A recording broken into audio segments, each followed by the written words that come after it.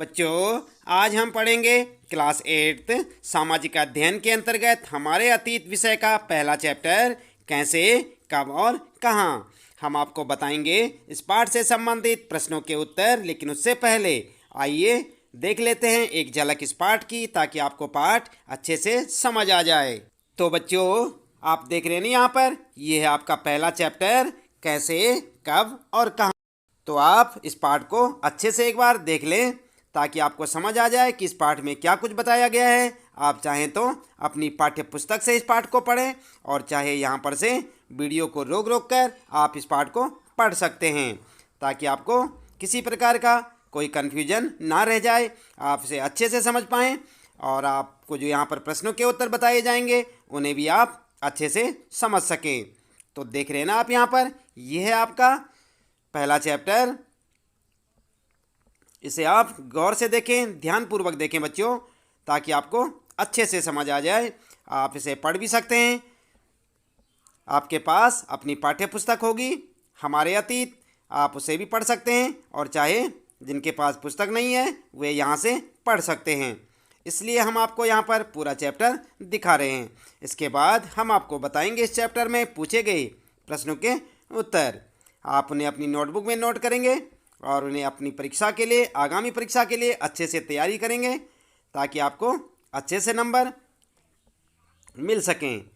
तो बच्चों, ये था आपका पूरा पाठ, देखा ना आपने।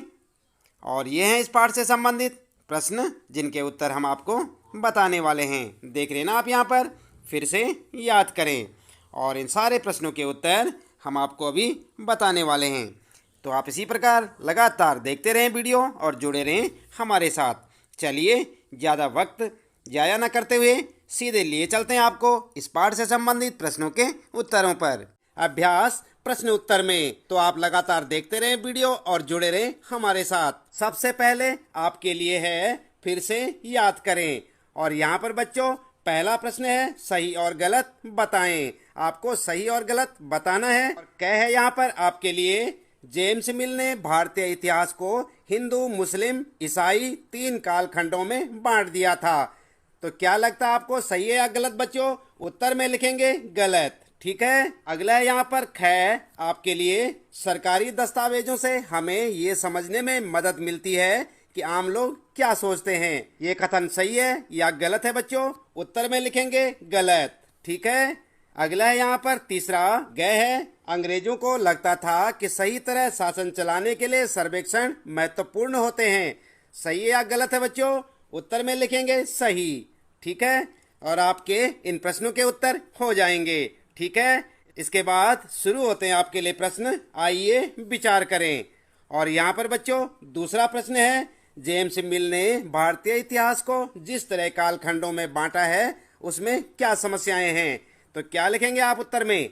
उत्तर में आप लिख सकते हैं बच्चों, 1817 में स्कॉटलैंड के अर्थशास्त्री और राजनीतिक दार्शनिक जेम्स मिल ने 3 खंडों में ए हिस्ट्री ऑफ ब्रिटिश इंडिया, यानी कि ब्रिटिश भारत का इतिहास किताब लिखी। इस किताब में उन्होंने भारत के इतिहास को निम्नलिखित 3 कालखंडों में बांटा था, और ये है उनके नाम। नंबर 1 हिंदू, नंबर 2 मुस्लिम, और नंबर 3 ब्रिटिश, ठीक है। इसके बाद आप लिखेंगे कि इसमें समस्याएं क्या थी।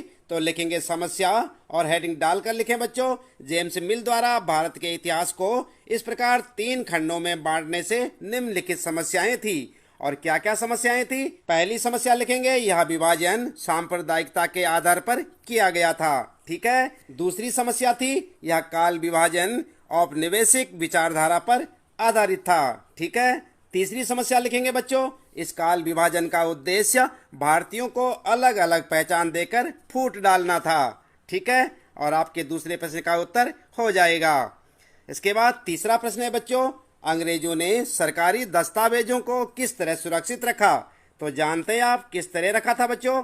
उत्तर में आप लिख सकते हैं, अंग्रेजों ने सरकारी दस्तावेजों को निम्नलिखित प्रकार से सुरक्षित रखा था। और नंबर 1 लिखेंगे, सभी शासकीय संस्थानों में अभिलेख कक्ष बनवाए। नंबर 2 तहसील के दफ्तर, कलेक्ट्रेट, कमिश्नर के दफ्तर, प्रांतीय सचिवालय, कचहरी सभी के लिए अपने अपने रिकॉर्ड रूम यानी कि कक्ष बनवाए, ठीक है। नंबर 3 लिखेंगे महत्वपूर्ण दस्तावेजों को सुरक्षित रखने के लिए अभिलेखागार और संग्रहालय जैसे संस्थान भी बनवाए। आई बात समझ में।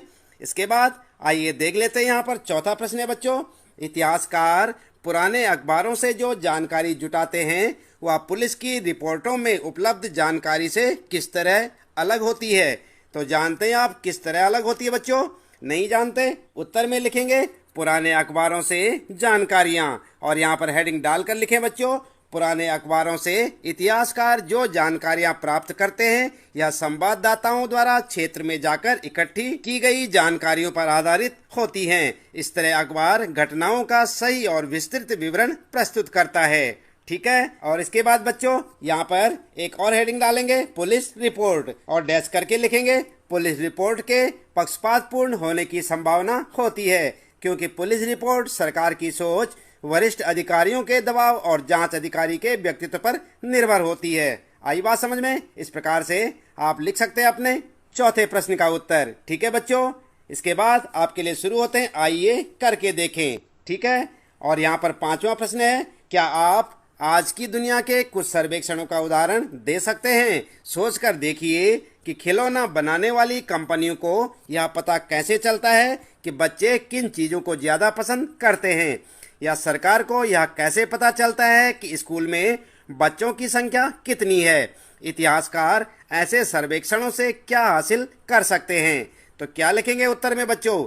उत्तर में आप सबसे पहले लिखेंगे सर्वेक्षणों के उदाहरण। ठीक है।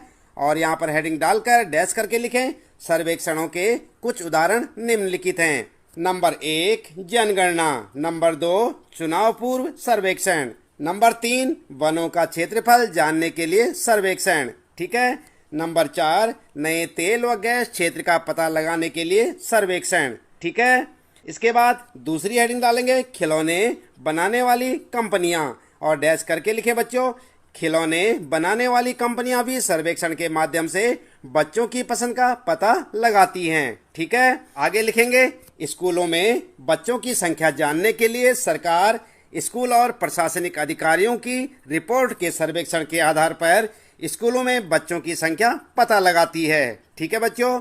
फिर लिखेंगे इतिहासकारों के लिए सर्वेक्षणों का महत्व, और हेडिंग डालकर डैश करके लिखें, इतिहासकार सर्वेक्षणों से विभिन्न जानकारियां इकट्ठी कर सकते हैं और समाज में आ रहे बदलाव के विषय में लिख सकते हैं। आई बात समझ में। तो इस प्रकार से आप लिख सकते हैं अपने पांचवें प्रश्न का उत्तर। इसके साथ ही बच्चों इस पाठ से संबंधित प्रश्नों के उत्तर यहाँ पर समाप्त होते हैं। उम्मीद है कि आपको अच्छे से समझ आए होंगे। हर रोज इसी प्रकार कक्षा 8 सामाजिक अध्ययन के सभी विषयों के सभी पाठों के प्रश्नोत्तर जानने के लिए आप लगातार देखते रहें वीडियो, जुड़े रहें हमारे साथ।